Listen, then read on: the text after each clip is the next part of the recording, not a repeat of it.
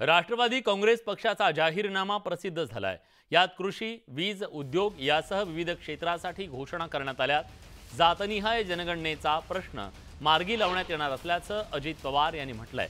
तर हा जाहीरनामा प्रसिद्ध झाल्यानंतर राष्ट्रवादीच्या नेत्यांची बैठक पार पडली। अजित पवारांच्या उपस्थितीत झालेल्या या बैठकीत सुनील तटकरे, प्रफुल्ल पटेल उपस्थित होते।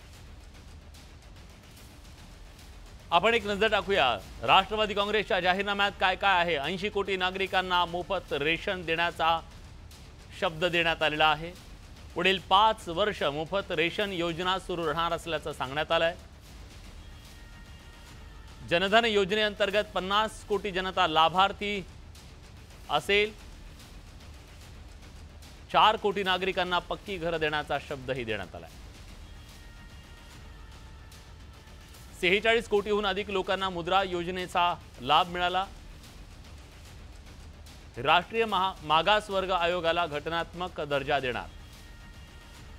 जातनिहाय जनगणना व्हावी ही राष्ट्रवादीनं या आपल्या जाहीरनाम्यातून मागणी केली आहे।